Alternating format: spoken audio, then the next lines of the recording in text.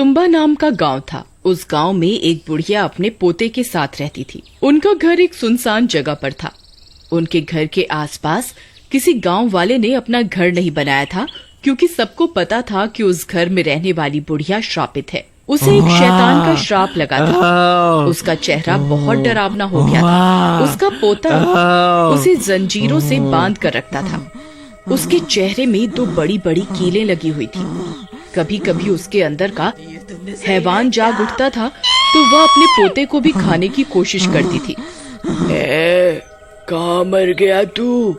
जल्दी मुझे आटे की गुड़िया दे, नहीं तो मैं तुझे ही खा जाऊंगी। दादी थोड़ा सब्र रखो, खाना ला रहा हूँ, बस अभी आया। फिर हीरा उसके लिए आटे की गुड़िया बनाकर लाता है और उसकी तरफ फेंक देता है। फिर वह बुढ़िया जानवरों की तरह उस आटे की गुड़िया को खाने लगती है। बहुत भूख लगी है। फिर वह आटे की गुड़िया को खाकर उसे थोड़ी तृप्ति मिलती है और वह कुछ शांत होती है। दादी तुम्हारी ऐसी हालत कैसे हो गई? बेटा, मैं आज तुझे एक सच बताने जा रही हूँ।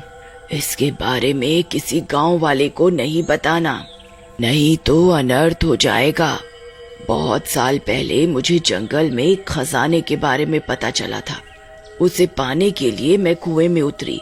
वहाँ एक शैतान था जो जन्म जन्म का भूखा था। उसकी कमर में एक सोने की पोटली बंधी हुई थी। मैंने उसकी तरफ आटे की गुड़िया फेंकी तो वह उसे खाने में मगन हो गया। तभी मैंने उसकी सोने की पोटली को खंजर से काट दिया। उसमें से सोने के एक सिक्के गिरे। मैंने उन्हें झट से उठाया और कुएं से जल्दी से बाहर आ गई। मैं अगली रात फिर से कुएं के अंदर गई। मैंने फिर से उसकी तरफ आटे की गुड़िया फेंकी और उसकी पोटली को खंजर से काट दिया और सोना इकट्ठा करने लगी। लेकिन उस दिन मेरा लालच मुझ पर हावी हो गया। मैं ज्यादा सोने के सिक्के इकट्ठे करने में लग गई। तब तक वह शैतान आटे की गुड़िया खा चुका था। अब मेरे पास उसकी भूख मिटाने के लिए कुछ नहीं था। मैं जल्दी से रस्सी के सहारे बाहर निकलने लगी। तभी उसने मेरी टांग पर काट लिया और मैं भी श्रापित हो गई। उस दिन के बाद से मेरी ऐसी हालत हो गई है। अगर मुझे समय पर आटे की गुड़िया नहीं मिली तो मुझे डर है मेरे अंदर का शैतान किसी दिन तुझे अपना शिकार बना लेगा। बेटा, मुझे अब ऐसी जिंदगी और नहीं जीनी।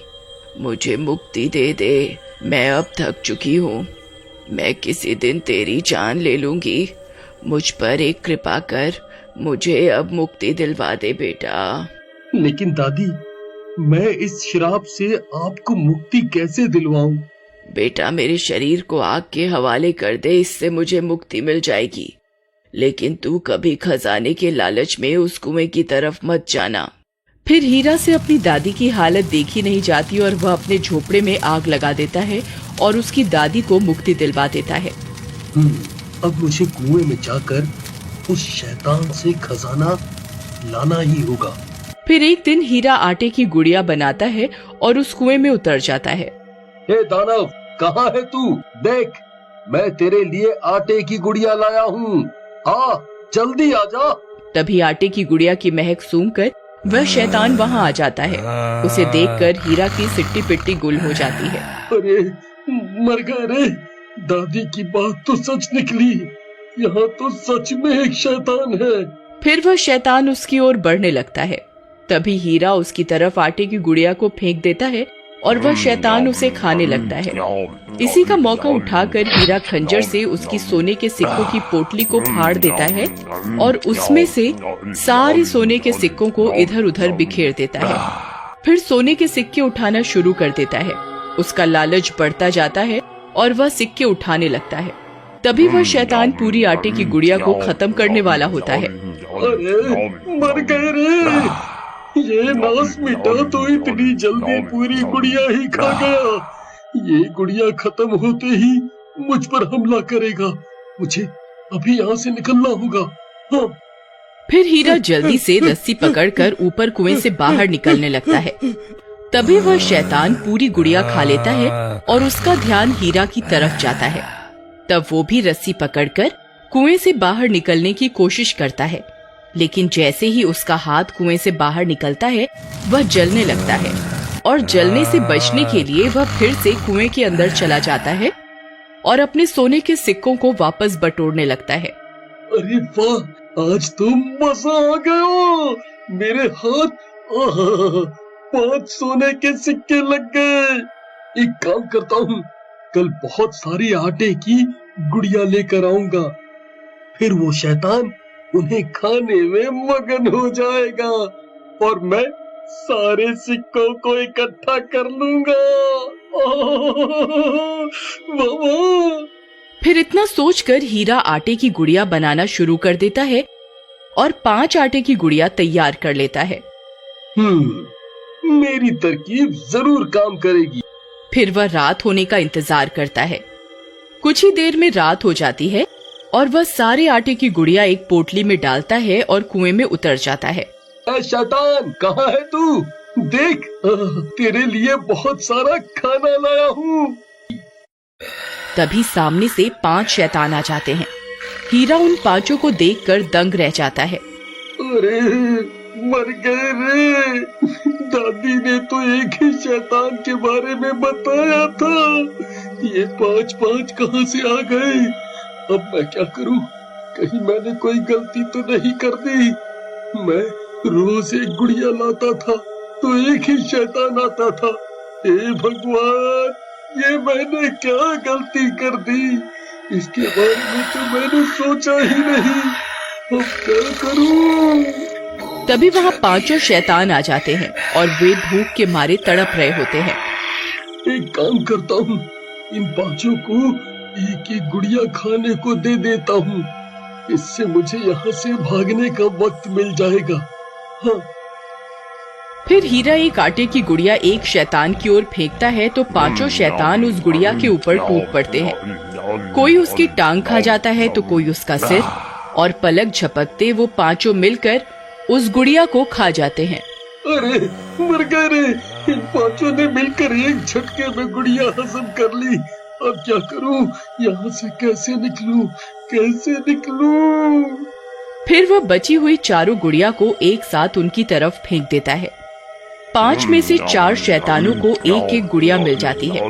वह 4 उन्हें खाने में मगन हो जाते हैं, लेकिन एक शैतान अभी भी भूखा होता है और हीरा की तरफ देख रहा होता है।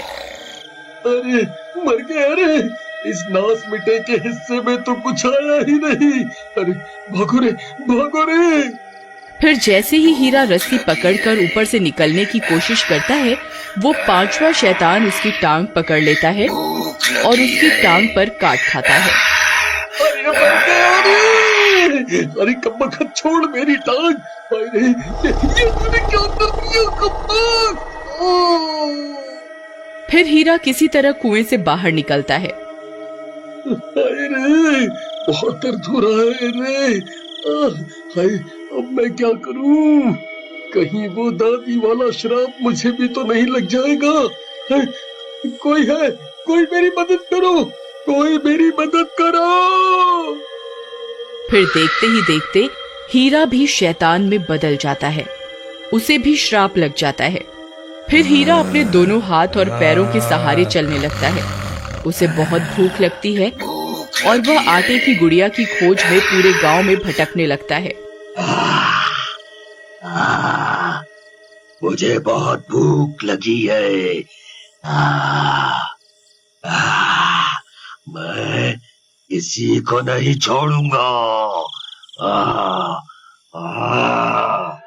गांव वाले उसे छुप छुप कर देखने लगते हैं। किसी को कुछ समझ में नहीं आता कि हीरा ऐसे दोनों हाथ और पैरों के सहारे क्यों चल रहा है और उसकी ऐसी हालत कैसे हो गई। फिर हीरा पूरी रात गांव में भटकता भटकता जंगल की तरफ निकल जाता है। उसके वहां से जाते ही गांव वाले अपने घरों से बाहर निकल कर आ जाते हैं। अरे भाई, ये हीरा को क्या हो गया? ये तो बिल्कुल जानवर जैसा बन गया है। भाई, मुझे तो लगता है इसे इसकी दादी ने काट खाया है, तभी ये भी श्रापित हो गया है। फिर सभी गांव वाले हीरा के घर की ओर दौड़ पड़ते हैं। जब वे वहां पहुंचते हैं तो दंग रह जाते हैं। वह घर पूरी तरह से जला हुआ होता है। वहां उन्हें उस बुढ़िया का कंकाल भी मिलता है। उन्हें कुछ समझ में नहीं आता कि आखिर क्या हो रहा है। फिर रात होने पर उन गांव वालों को हीरा के तड़पने की आवाजें जंगल से आती हुई सुनाई देती हैं। मैं किसी को नहीं छोड़ूंगा, मुझे आटे की गुड़िया दो।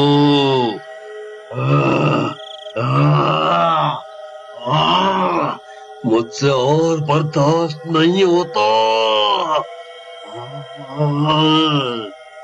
अरे भाई, ये तो उसी हीरा की आवाज है। अगर ये गांव में आ गया तो सबको अपने जैसा बना देगा। अरे भाइयों, देखो हीरा इसी ओर आ रहा है, हमें इसे जला के मारना होगा, नहीं तो हम भी इसके जैसे बन जाएंगे।